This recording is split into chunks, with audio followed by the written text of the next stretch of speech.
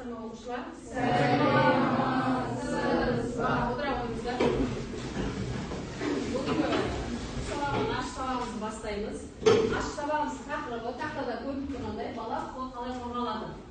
Енді осы сабақты бастамас бұрын біз бір-бірімізге жағымды тілек айтайық. Өмірде бір-біріне жақсы сөз жарылғыш дейді ғой. Бір-біріне жақсы сөз айтса, адамның не істейді? Қолдау білдіреді. Адамға көмек болады. Ал кім қандай жақсы сөз, жақсы тілек айтады сыныптастарына бір-біріне? Айта қойыңыздар. Бүгінгі сабаққа қандай тілек айтасыз? Сабақта сыныптастарыма сәттілік тілейміз. Жақсы, рахмет. Мен бүгінгі сабақта өзімнің тобыма қажымас қайрат тілеймін. Дұрыс, өзім тобына тілеп жатыр. Үшінші топ? Барлық топқа шаттық пен шабыт тілеймін. Дұрыс, рахмет. Төртінші топ? Айта қойыңыз. ашық сабақты масалып шайып бәріне сәттілік тілеймін. Ашық сабақты бәрімізге сәттілік тілейміз. Енді балалар, сабақты бірінші ашпастан бұрын бізде алдында өткен жалпы өмірден алынған сұрақтар дайындап келдік. Оқиға өмірден алынған. Соған жауап береміз. Енді қазір алдарыңызда ұяшықтар шығар. Санды айта қойыңыздар. Үш. Ал бала өз құқығын өзі қорғай ала ма, әлде қоғам көмектесу керек па? Бала өз құқығын өзі қорғай айта ғой.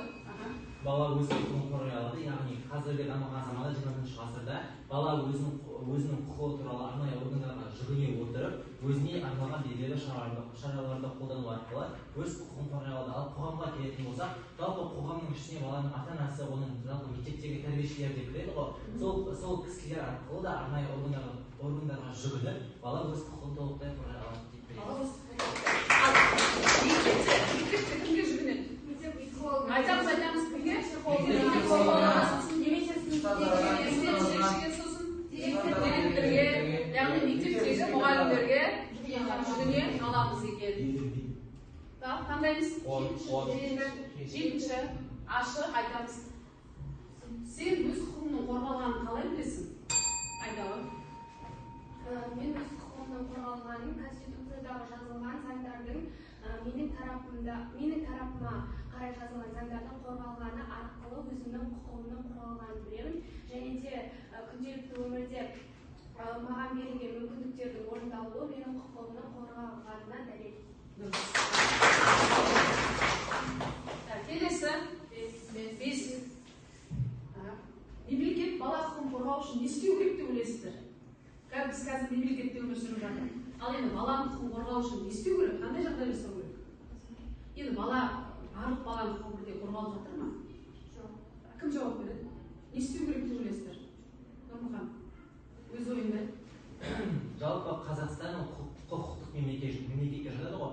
Яғни қазіргі таңда баланың құқығы қорғалу үшін мемлекет қосымша жаңа мен айтып өткендей органдардың санын әрі қарай көбейту керек. Тек қана белгілі бір сеніммен арнайы балалардың құқығын қорғау органдарын жіберіп қана қоймай, оны әрі қарай дамыту керек. Яғни дамыту арқылы арнайы мектептерге бір осындай эмоционалды пәндерді қосу арқылы баланың кішкентайынан бастап оның құқығының дұрыс қалыптасуын үйрететін де пәндерді әрі қарай дамытып, баланың жалпы құқығын әрі қарай дамытып, болашақта баланы біз тек қана сырттан қорғаймыз ба? Неден қорғаймыз? Сұрағымыз жауап береміз, кім айтады? Баланы тағы неден қорғаймыз? Неден қорғайды ғой?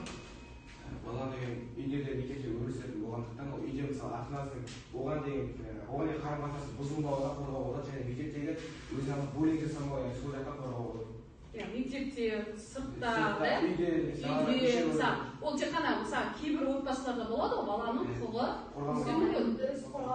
дұрыс қорғалмауы мүмкін ба? Жақсы. Келесі.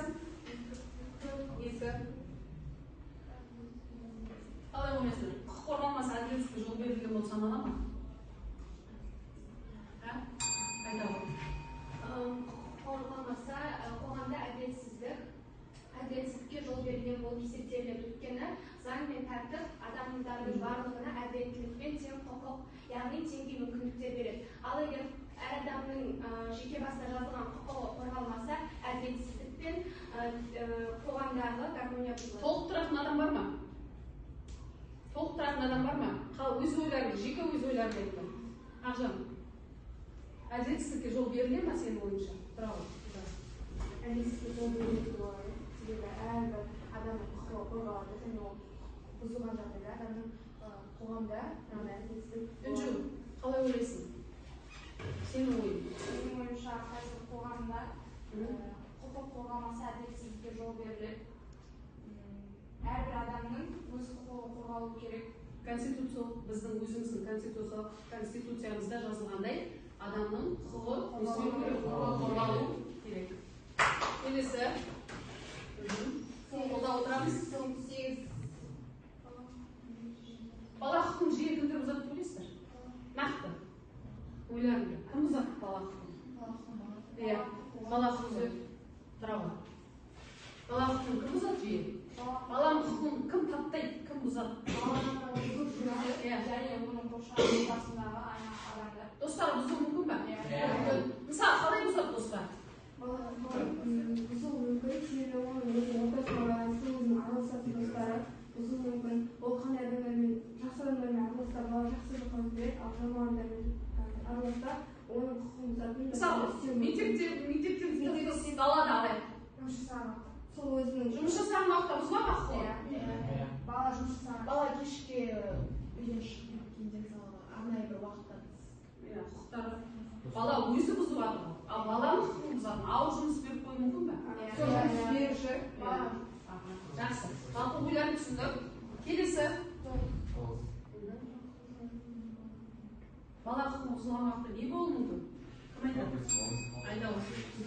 Бала құқығы бұзылғанда көбінесе мысалы ауыр жұмыс жасалған жерде баланың денсаулығының күрт өзгеруінен береді. Ал егер оған көзделген буллинг болса, баланың психологиялық түрде ойының бұзылуы немесе оның ішкі жан дүниесінің өзгеруіне әкеледі. Жақсы.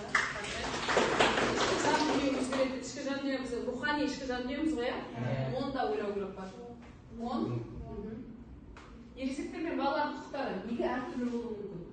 Неге балаға басқаша қарайды, ересектерге басқа? Мысалы, баланы сұрақ жауап тергеуге алған уақытта да балаға азғантай уақыт береді. Неге айта ғой. Себебі бала 18 жасқа толмағандықтан өзінің ол бала болып саналады, сондықтан оған басқаша жабылады. Бала дұрыс айта алмайды. Бала 18 жасқа толмағанша басқа өз барасынан айтты, балаға ал ересектерге ол уже 18 жасынан асып ол өзі жасөспіріммен өз шешімін өзі қабылдайды. Жақсы. Ойлар әркімнің ойы маңызды, ол дұрыс болсын, ол бұрыс болсын, ішіндегіні айтып, дұрыстап айта беріңдер. Келесі. Бала болу қандай жауапкершілік құқықты білдіреді? Бала болу дегеніміз не? Сіздер қазір баласыздар ғой? Балалық шақ. Қалай естісің? Айта ғой. Жалпы 18 жасқа толмаған әрбір тұлға бала болып саналады. Ол бала құқықтарына, мысалы 6-шы бап бойынша өмір сүруге және дамуға құқығы бар. 12-ші бап бойынша өзінің пікірін білдіруге құқығы бар. Және 28-ші бап бойынша ол білім алуға құқығы бар. Жақсы, дұрыс. Алтыны. Сен бала ретінде қандай құқықтарың барын білесің өзіңнің? Өзің қандай бала ретінде қандай құқың бар? Жалпы сенің өзің қандай құқың бар? Тұра ғой. Өмір сүру. Білім алу. Білім алу, сосын. Ата-ана қызмет етіп, айтқандар. Дұрыс міндетің ол. Қазақстан Республикасының конвенциясының 6-шы бабы бойынша өмір сүруге, 28-ші бап бойынша білім алуға, 31-ші бап бойынша демалуға, ойын ойнауға және мәдени өмірге қатысуға. Бір қалды. Неліктен балалардың құқықтарын арнайы қорғау қажет деп ойлайсыздар? Неліктен? Қалай ойлайсыздар? Айта ғой, жауап бере ғой. Егер де баланың құқықтары ерекше қорғалмаса, бала моральдық және психикалық тұрғыда қысым көреді, және де ол оның болашағына үлкен әсер алып келуі мүмкін. Егер де бала психологиялық қысым көрсе, оны сол бұрынғы күйіне қайтару өте қиын болады. Себебі бала өздерінің жасы құрдастарынан буллинг секілді заттарды көрсе, ол болашақта қалыптаса алмайды, дамуы өте қиын болады десек болады. Ашыла алмайды. Бүгінгі біздің өткеніміз, бүгінгі біздің қайталағанымыз балалардың жалпы өмірдегі кездесіп жатқан қарапайым сұрақтар. Көрдіңіздер ме? Енді бүгінгі біздің тақырыбымыз бала құқығы қалай қорғалады дегеннен заң жүзінде бірнеше тапсырмаларды біздер не істейміз екен? Орындаймыз. Енді қазір мен сіздерге тапсырма беремін. Бізде топтық жұмыс бірінші жүреді. Топтық жұмыста әр топқа бөлек тапсырма беремін. Бірінші топ, бұл сізге топпен бірге жұмыс жасайсыздар. Үшінші топ, оқимыз, бірге талқылаймыз. Сосын дискриптор бойынша жауап береміз. Дискриптор бойынша жауап беру керек. Дискриптор бойынша олай қойылады. Қараймыз, уақыт кетті. Ойлануға 5 минут уақыт берілді. Минутты көрсетіп, қарап алды минутты. Осыған қараймыз. Ойлануға жетті. Уақытқа бағынамыз. Бірге талқылау болуда.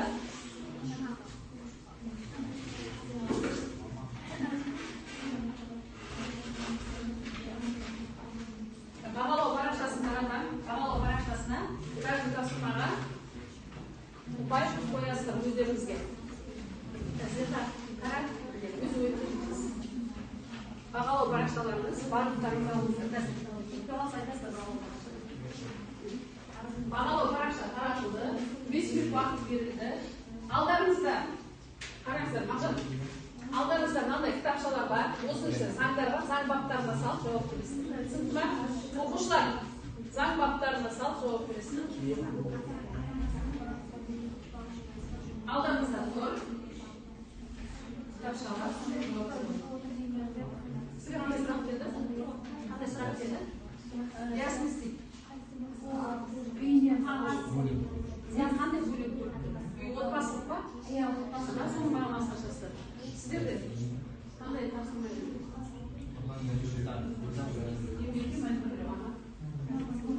Сіздерде қандай керек тапсырма?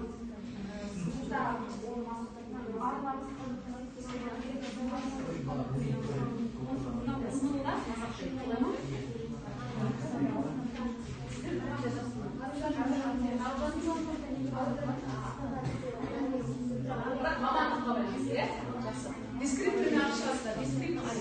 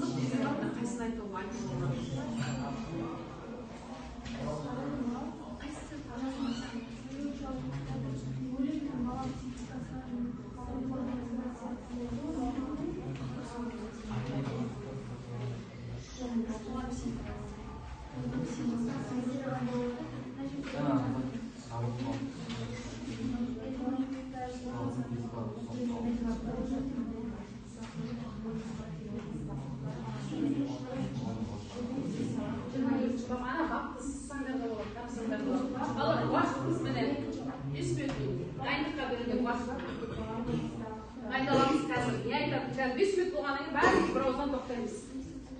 Бәріміз бірдей тоқтаймыз. 5 минут уақыт өткеннен кейін бәріміз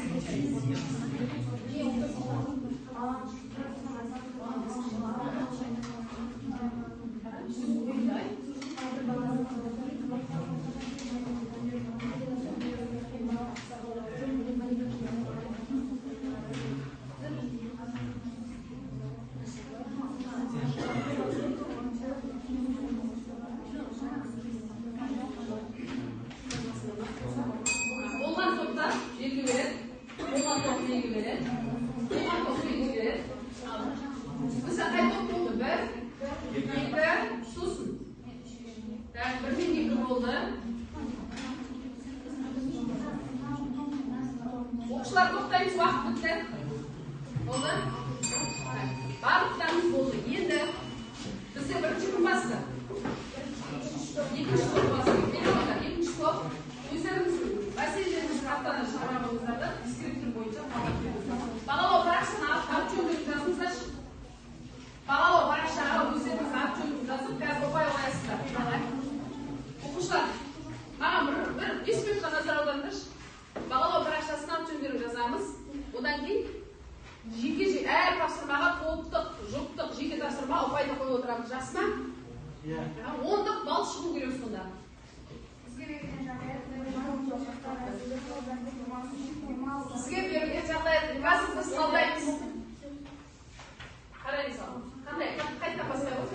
Сізге берген жағдайда Нұрлан 15 жастағы жазғы демалыс өтіп, бірақ оның ата-анасы күштеп жұмыс істеуге жібереді. Бірақ Нұрлан оған барғысы келмейді, себебі ол ауыр және еркінен тыс. Түсінді. Нұрлан 15 жастағы жасөспірім. Ол жазғы демалыс кезінде демалысы келеді. Бірақ ата-анасы оны күштеп шаруа қожалығына жұмыс істеуге жібермейді. Бұл жағдайда бізде бірінші сұрақ бойынша бұл жағдайда Нұрланның қандай құқықтары бұзылып отыр? Ең алдымен Нұрлан өз еңбек етуі немесе өзінің жалпы өмір сүруін өзі біледі. Яғни бұл бізде Қазақстан Республикасының баланың құқық кодексі бойынша 11-ші бапта айтылған, яғни ол өзінің еңбегіне, өзінің бостандығына, өзінің тәуелсіздігіне бала өзі иелі дегенді білдіреді. Келесі сұрақ бізде еңбекке мәжбүрлеу дегеніміз не? Еңбекке мәжбүрлеу дегеніміз адам еркінен тыс еңбекке салуы. Бұл адам құқықтарының бұзылуына әкеліп тұр. Яғни бұл жерде ата-анасы Нұрланды өзінің еңбегінен, яғни өзінің еркінен тыс еңбек етуге мәжбүрлеп тұр. Бұл бізде жалпы осы жағдай бізде еңбек кодексінің еңбекке мәжбүрлеу бойынша 7-ші бабында айтылған. Келесі сұрақ бізде қандай заңдармен еңбек етуге мәжбүрлеуге тыйым салынған. Жалпы жаңа өткенде еңбек кодексінің 7-ші бабы бойынша еңбек мәжбүрлеуге адам еркінен тыс және оның рұқсатынсыз еңбек етуге мәжбүрленген. Келесі бізде осындай жағдайда не істеу керек деп ойлайсың? Жалпы біз ақылдаса келе арнайы органдардың психологтарға және де арнайы прокуратураға жүгіну арқылы біз осы Нұрланның жалпы құқығын қорғай алатынымызды білдік. Және де қазіргі таңда 21-ші ғасыр болғандықтан арнайы адамның құқықтарын қорғайтын уәкілдер өте көп. Соларға жүгіну арқылы ата-аналармен бірге психологтармен келісіп бейбіт шешім шешуге ұйғардық. Сонда қай заңдарды айтты? Қазақстан Республикасының балық кодексі бойынша 11-ші бапта айттық. Сосын бізде еңбек жағдайы сосын жаңағы адам құқықтарының бұзылуы. Адам құқықтарының бұзылуы. Отыра алыңыздар, дұрыс. Не істейміз? Бағалау керек. Кім бағалайды? Екінші топты, бірінші топ бағалайды. Келе қойыңыздар, дискриптор бойынша бағалап беріңіздер. Нұрланның еңбек ету еркіндігіне баланың құқығы бұзылғанын көрсете алды. Еңбекке мәжбүрлеу ұғымын дұрыс түсіндіре алды. Және Қазақстан Республикасының Конституциясының еңбек кодексімен бала құқықтары туралы конвенция келісімге жасай алды. Және заңды шешу жолдарын құзырлы орындарға жүгіну психолог немесе құқық қорғаушылардың кеңесу туралы ұсына алды. Жалпы бірінші топтың беретін ұпайы 4. Сонда 4 сұраққа нақты ашық жауап берді. Неше ұпай бересіздер? 4 ұпай. Балдар, бағалау парақшаларыңызға әрқайсыңыз топтық жұмысқа 4 ұпайыңызды қойып алыңыздар. Келесі, қай топ? Екінші топ, бірінші топ.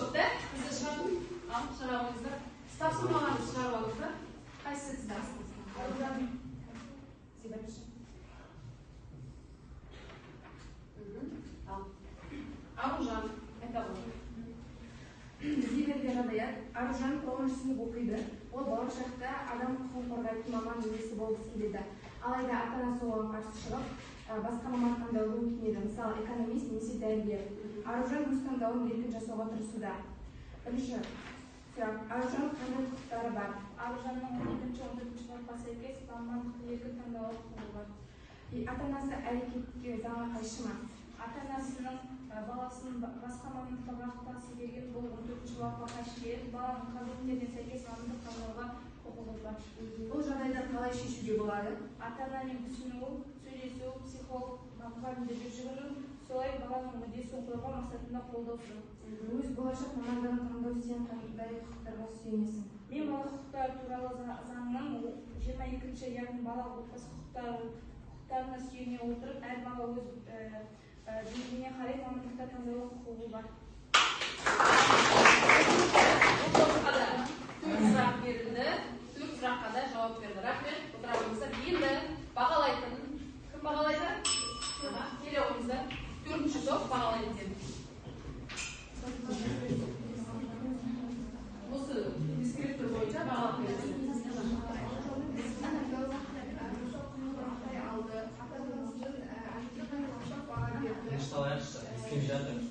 Жағдайда заңды және этикалық ғылыми шешудің жолын ұсынды.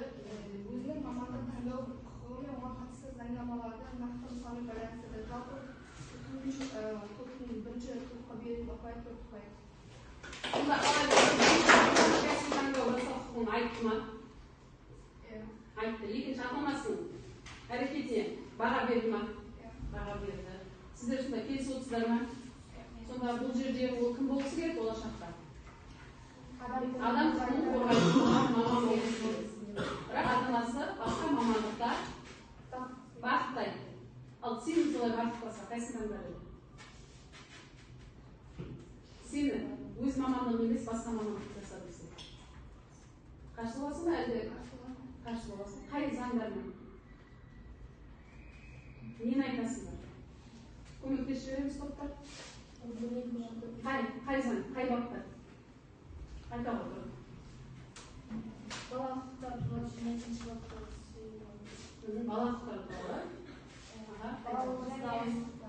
Бала құқықтары туралы 18-ші бап бойынша әркімнің жеке өміріне қол сұғылмауына және өзінің таңдау еркі болатын болады. Жақсы, отыра қой. Сонымен неше ұпай бердің? Төртінші топ. Неше ұпай бердіңдер? Төрт ұпай берді. Кімге бердіңдер төрт ұпай берді? Бірінші топқа берді. Жақсы. Дискрипторге төрт ұпайларыңыз қойылды. Енді келесі қорғайтын? Төртінші топ қорғайды. Келе ғой. Нақты айтамыз, бірімізді тыңдаймыз.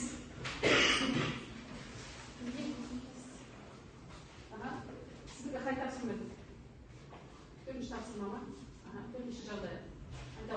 Бізге берген жағдаят сыныптағы бір оқушы сөйлеу ерекшелігіне байланысты өзгелерден ерекшеленеді. Кейбір сыныптастары оны мазақтап күле бастады. Бұл жағдайға сен куә болдың.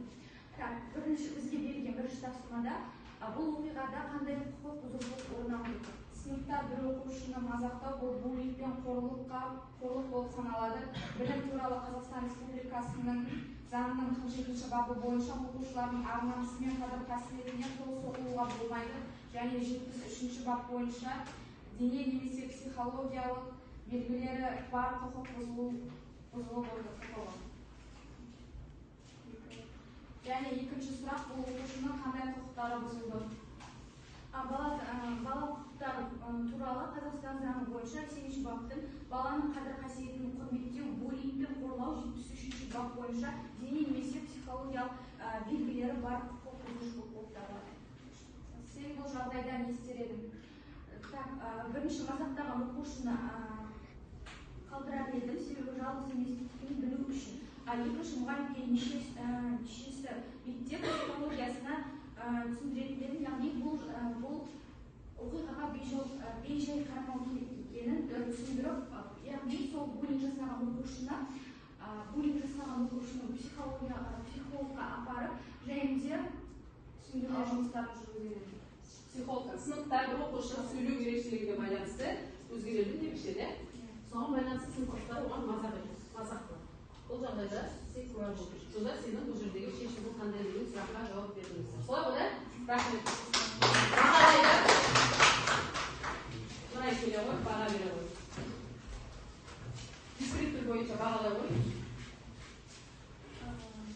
Бірінші сұраққа оқушы кемсітушілікке жол бермейтінін көрсетті.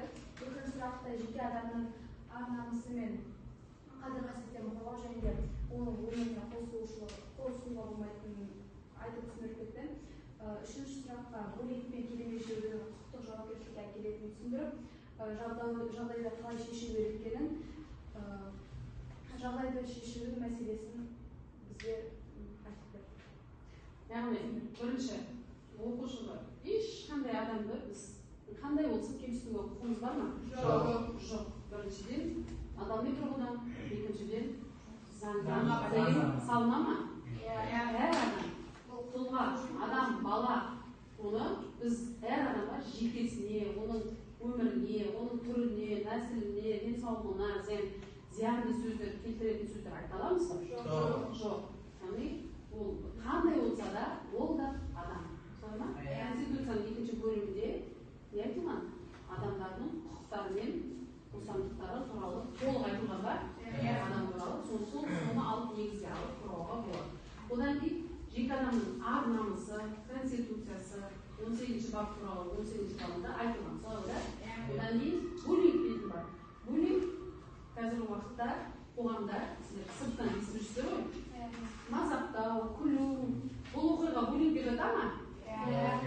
Одан кейін бейбіт жолы психологқа апарып, сынып не істеу керек?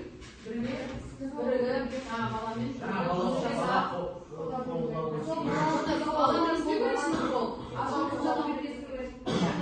ашық сөйлесіп, қолдап, бірігіп, жаңа оқушыға үлкен қолдау көрсету керек. Енді 3 ұпай, 4 ұпай. Қай топқа бердің? 3-ші топ, 4-ші топқа 4 ұпай. Дискрипторге жазамыз. Енді бізде қай тапсырма қалды? 3-ші топ. Келе қойыңыздар. Сіздер қандай? Бір дискриптор қалмасын деді. Қазір.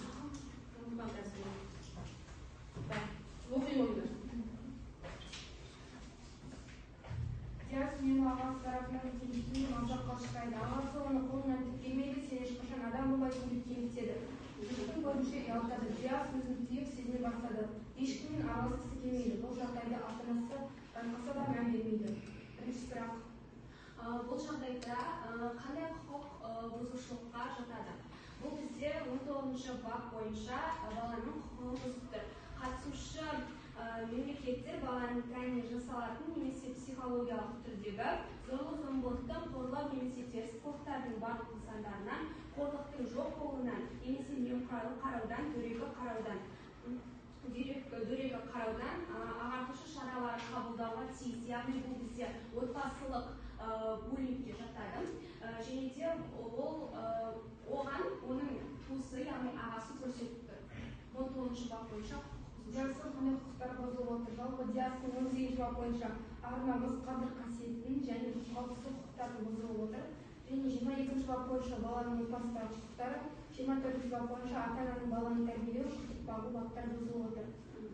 Баланың буллингтің бала психикасына не құқықтық қорғанысына әсері қандай? Жақсы.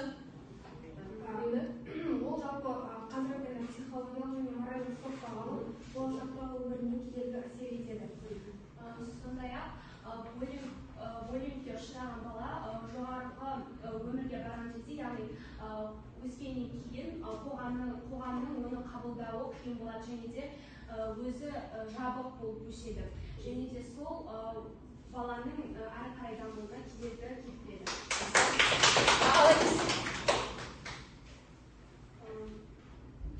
Кім бағалайды?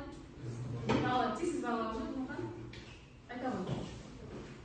Жалпы неше ұпай бересің? Жалпы 4 ұпай береміз. 4 ұпай. Нақты ашты ма барлығын? Барлық сұрақтарға нақты жауап берді. Толықтай баптар мен арнайы кодекстердің барлығында жалпы сұрақтарға толық жауап берді. Жақсы.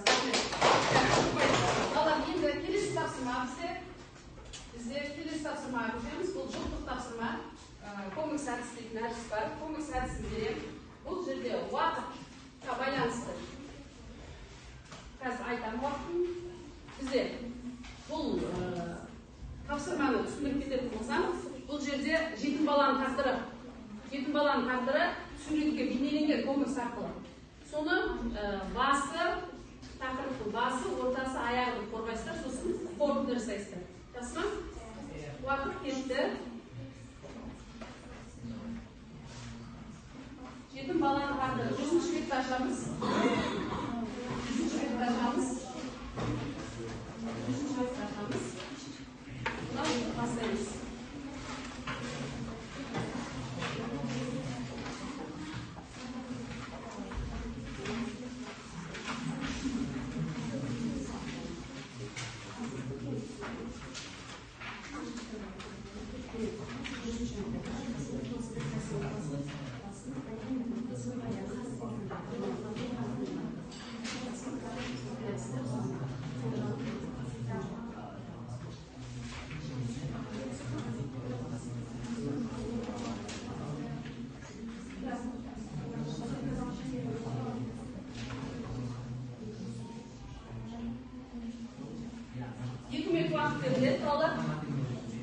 Қараймыз, 2 минут уақыт беріледі.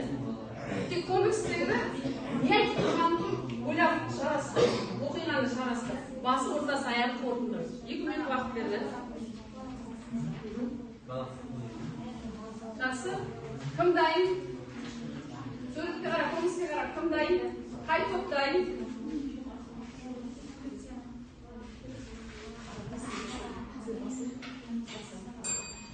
Бірінші топ дайын келе ғой. Суреттеп беріңді. Бұл жұптық тапсырма. Жұппен екі адаммен бірге жасадыңдар ғой. Жұптық тапсырма. Мен айта қойдым. Сізге қандай білесіз? Екеуіңіз бірге әр нәрсе өзі жұп ақылдасып жұп жасадыңдар ғой. Айта қойдым. Бұл суретте қасым туралы, бірақ оған туыстары білім көрсетпеді. Ол жеткіліксіз ашты дәл қазақты. Яғни келесі жағдай себебі мысалы толықтарыңызда ол қамқорлыққа мұқтаж болды, алайда оған ешкім яғни қол ұшын тұрған басталды. Құқықтардың әлеуметтік тұрғыдан қорытынды шығарсақ, оның құқықтары туралы конвенциясында 20-ші бабына сәйкес ата-анасынан айырылған балаға ерекше қамқорлық керек. Бірақ алайда бұл суретте Қасымға ондай көмек көрсетіп тұрған жоқ. Жақсы. Үш ұпайды алдыңыздар, жұп болып қойып алыңыздар дискрипторы. Екінші. Айта қойыңыздар. Айта қойыңыздар. Бұл суретте не бейнеленіп тұр? Айта қойыңыздар. Бұл суретте жалпы малын қосып алған және қасындағы адамдар bullyingке ұшырап жатыр. Және қамқорлыққа алынбады. Сол уақытта исламның және малын тартып алады, буллингке ұшырайды, сосын қамқорлық көрмейді, жетімді көреді, солай ма? Бұл жұппен жасадыңдар ғой, әрқайсысы жұппен. Жақсы. 3 ұпайды үшеуін. Бір-біріңізге дискрипторды алыңыздар, бір-біріңізді бағалаңыздар. Сіздер жұптар, бір-біріңізді бағалаңыздар. Айта қойыңыздар. Қай топ болды? Сіздер ме 3 қап? Айта қойыңыз. Қазір тек қана осыны бір-біріңіз дәптерлерді ауыстырды, бағалай қойыңдар. Дайымыз?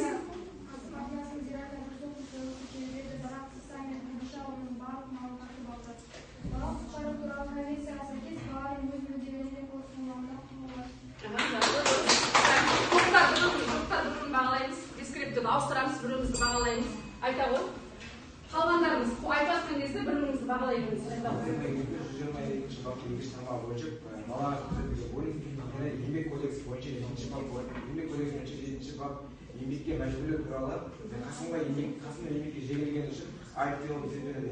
Ислам мен Хадиша асыраған баланы таңдау керек болғандықтан оларға қамқорлық көрсетуге міндетті болып есептеледі, бірақ көрсетпегені үшін оларды айыпталып есептеледі. Бізде 3-ші тапсырма жеке жұмыс. Егер де бала қорғамаса, қандай жағдай орын алар еді? Қысқа, екі сөйлеммен тек. Бір-екі сөзбен, егер де бала жеке ой жазады. Жеке, құрттай тек. Бір баптың құрттай бөлшегін алсаңыз болады. Тек құрттай. Жеке, қағаз балда алдай балам. Алдай жаз. Әр топтан бір адам өзінің пікірін айтады. Жеке, жазамыз. Или айта берсеңіз, дайын болса беруге болады. Кім пікірін айтады? Егер де. Айта ғой.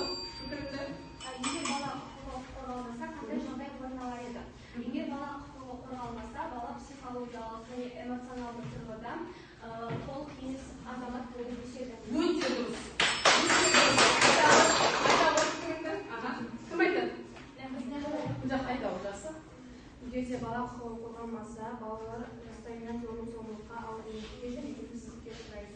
Дұрыс. Айта ғой. Бала құқығы қорғалмаса, оған ересектерден көрсетілетін қысым көбейіп кетеді. Және де бала бос қалып айналады. Бала бір қап секілді, оны жыртпай ішін алдын толтыру керек. Айта ғой. Бексұлан айтайын. Бала құқығы қорғалмаса, бұл үлкен әлеуметтік мәселеге айналады. Себебі адамның негізгі қаланған кезеңі, егер осы кезде бала қамқорлықпен қорғаусыз қалса, ол қоғамда толыққанды тұлға болып қалыптаспайды.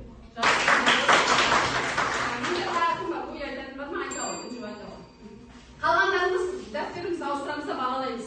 Егер де әдіс бойынша дескриптор қоямыз 3 балл. Егер бала құқығы қорғалмаса, ол өзінің ойында шықпаға болғанға ерте қосатын бір пайдасы болады.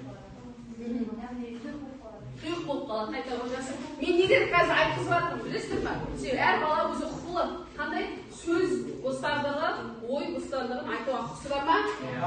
Сол себептен мен сіздерге барлықтарыңыз айтып, бірақ жеке бірімізді бағалап отырамыз. Егер бала құқықтары осы күнге дейін қорғалмаған болса, көптеген балалар зорлық-зомбылыққа және қатыгездікке ұшырауы мүмкін еді. 19-шы бапта көрсетілгендей, балаларды зорлықпен қорғау маңызды. Ал егер ол сақталмаса, балалардың психологиялық және физикалық дамуы тежеледі. Дұрыс. Енді біз 3 тапсырмамызды орындадық. Енді қараңыздаршы, дескрипторға 3 тапсырманың ұпайын қоямыз. 10 балл жүйесі шығу керек. Келесі бізде 3-2-1 дейтін не істейміз? Кері байланыс аламыз. Енді қазір мен сіздерге таратамын. Маған кері байланыс бересіздер. Өздеріңіздің ойларыңызға, спикерлерге жазып, кері байланыстарыңды жазасыздар. Тектеріңді, сабақ қалай болды, саған сабақтан алған 3 маңызды ақпаратын қандай? Мысалға, қиындық келтірген 2 мәселе, сабақта ұнаған қандай аспект бар? Не ұнады сабақта? Жазамыз, не ұнады? Дескрипторды толық жаздық қоя, ұпайымызды шығардық қой. Қазір мен қағаздарымызды жинап алам. Сол қағаз бойынша ұпайларымызды қоямын. Топтық жұмыс жасадық, жеке жұмыс жасадық. Енді қазір сіздердің маған ойларыңыз керек. Сабақтан алған 3 маңызды ақпарат.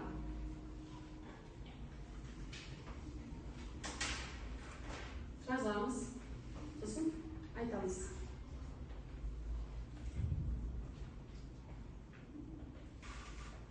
Үш маңызды ақпарат. Қиындық келтірген 2 мәселе. Ұнағанды сабақта не ұнады сіздерге? Жас болса оқимыз. Қазір бәрі бірдей жас болсын. Жас болса оқи отырасыз. Құқығын шектемей қойын. Баланың құқығы бірінші орында, бала айта алады. Сабақта маған қиындық келтірген мәселелер болған жоқ, сол себептен 3 ұнаған нәрсені жаздым. Сабақта өз құқығын туралы білу, және өз құқығыңды өмірде қолдана алу, және де оны болашақта қорғай алу маған маңызды ақпарат болып табылды, және де мен оны болашақта қолдану керек. Енді әр топтан бір оқушыны айта қойсаңыздар, ақылдасып, уақытқа бағынамыз. Уақыт айтпайын десем де бірақ айтуға тура келеді. Уақытқа бағынамыз. Мен бала құқығы қалай қорғалатынын, оның қандай құқықтары бар екенін және ата-ананың міндеттерін білдім. Және бұл сабақта ұнағаны маған өз құқығымды біліп, өз шекарамды білдім. Өз шекарамды. Жалпы сабақ өте керемет өтті. Өзімнің үйренген 3 нәрсені айтатын болсам, бірінші өзімнің құқығымды білдім, екінші сыни ойлай алдым, үшінші болашаққа пайдасы тиетін жалпы кеңестердің барлығын естідім. Қамжан, айта алады. Отбасы мен бала құқығы туралы пікірталас пен мысал келтіру өз айтауында еркін жеткізу ұнады. Өз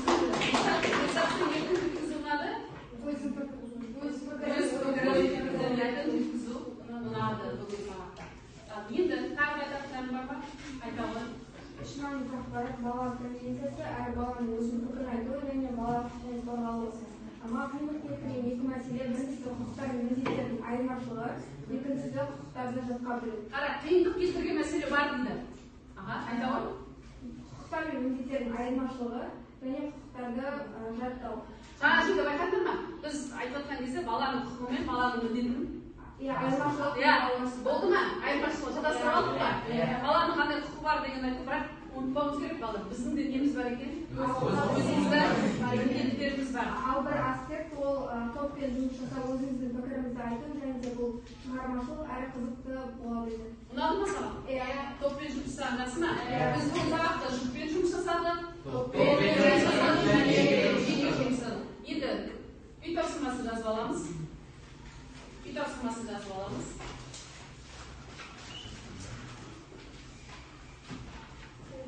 Үй тапсырмасын жазып аламыз. Үйге егемен ел аясында менің құқықтарым тақырыбында эссе жазу. Эссе жазып білеміз ғой? Эссе жазып білеміз.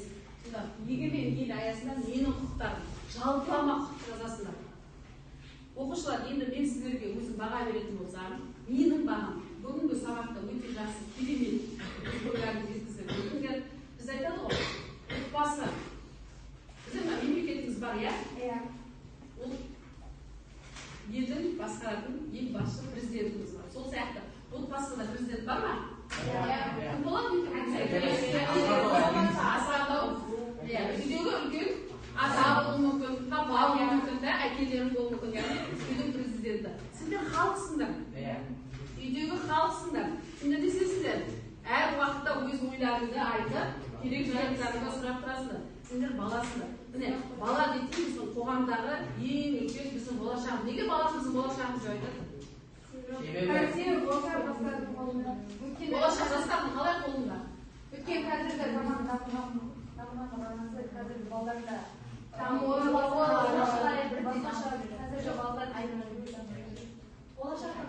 менің ойымша андай заман өзгерген сайын баланың да түсінуі өзгереді, және де қазір заман өте қарқынды дамуда, және де баланың көптеген заттар қолы жетеді. Мысалы, қазір көптеген оқу жерлері ашылып жатыр, бала сол жерде білім алып, және сол білімін өскен кезінде қолданып, өз еліне үлкен қазына десем де болады. Қазіргі балалар бақытты ма? Қалай айтамыз оны? Бір сөзбен. Егер де ата-ана болса, бала бақытты деп ойлаймын. Өмірдің мәні не? Өмірдің мәні отбасы. Отбасыдағы ата-ана. Отбасыдан көретін қамқорлық, жылулық, махаббат. Сосын тағы не қоямыз? Адамгершілік. Бізде не тәрбиелеші отбасы? Тәрбие алғашында бізде сыйластық тәрбие мысалы үлкенді құрмет кішіге ізет дегенде өмірге деген үмітін ақтау. Өзіміздің алға қойған армандарымыз бен мақсаттарымызға жету. Бүгінгі сабақ ұнады ма? Қалай бағалаймыз бүгінгі сабақ ұнаса? Болды ма?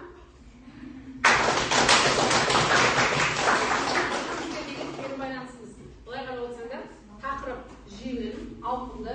Біз бүгін кімдердің тағдырын шештік? Қандай тағдырларды шештік?